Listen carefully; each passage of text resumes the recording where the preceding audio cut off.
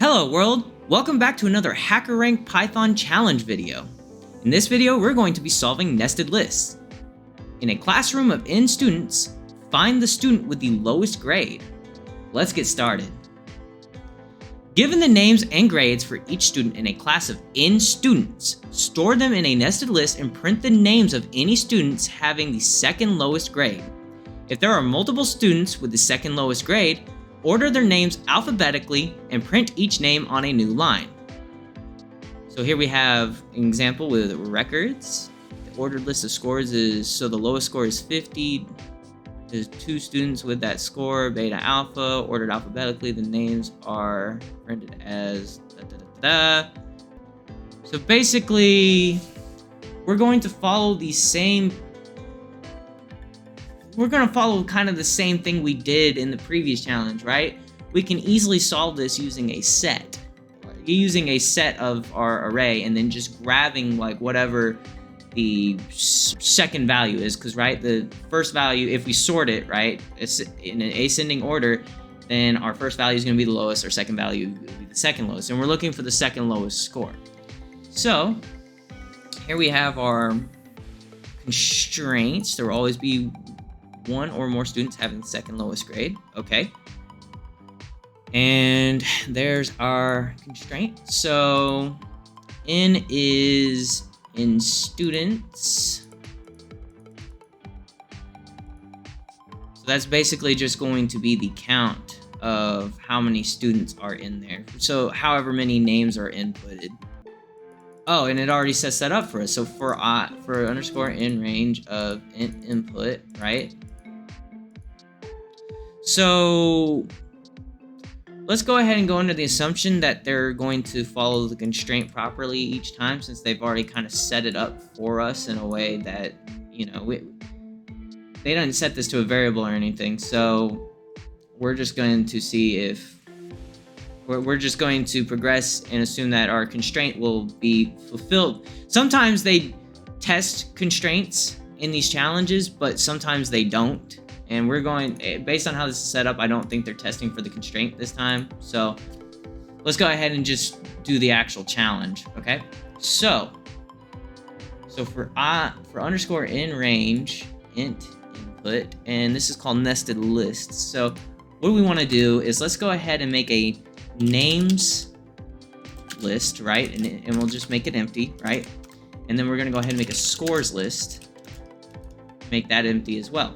And what we're going to do is we're actually going to, since name and score are all the names and scores are being looped through, right?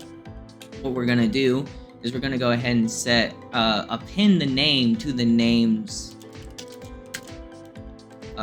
array, right? So we're going to do names equals names dot. Actually, I don't think we need equals. It's just going to be names dot append name, and then scores dot append score. All right, easy peasy. So now our list will be populated by names and scores. So now what we can do is, of course, let's go ahead and find out what our second lowest score is, and that's just going to be our sorted set and then scores, right? And then we're going to grab the second value, which would be 1, right? Because indexing starts at 0. So we're going to grab the first value of this sorted array, and that'll be our second lowest value. So now that we have the second lowest value, all we got to do is find people with, that score. So how do we do that, right? Well, we can just go for. And I think, how do they want us to print? Oh, they just want us to print it out based on when it's located, right? So we're just going to do for name in names, right?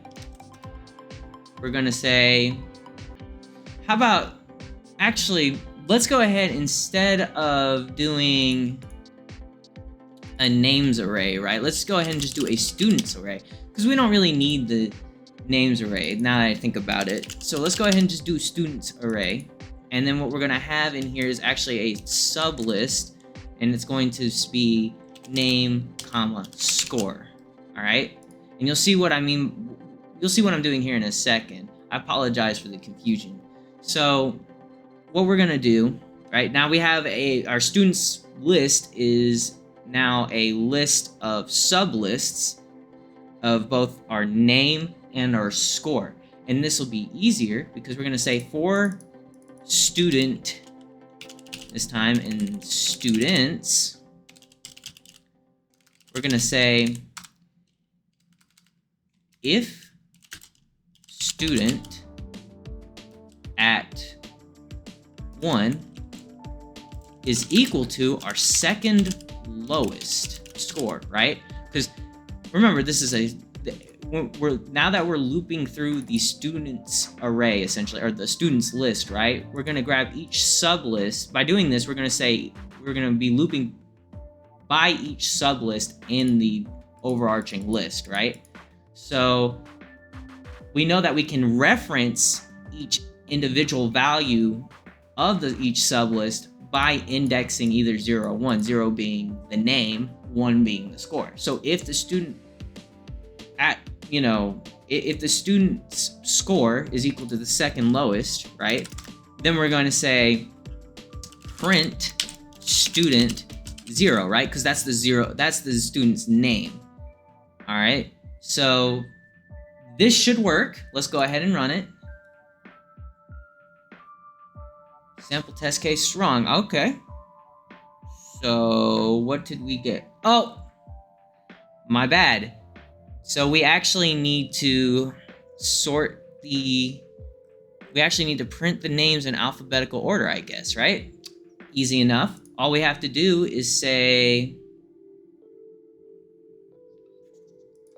right here, we can actually sorted students, okay? And that'll create a new list of our students being sorted, and it should be in alphabetical order. So let's go ahead and run that. And there we go. It passed. Barry, Harry.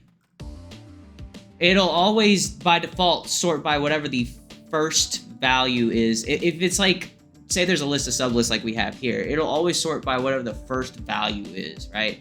Now, there are parameters you can add to the sorted array that'll sort by whatever the key is, or whatever, index you want to sort it by. But in this case, we just need to sort it by the first value. So, simple fix. Let's go ahead and submit. All test cases passed. If you enjoyed the video, drop a like, please subscribe, check out our Discord and Patreon in the links down in the description box down below. Leave any comments, good or bad. We don't discriminate, in the comment section down below. And I'll see you in the next video. This is Almond Milk, signing out.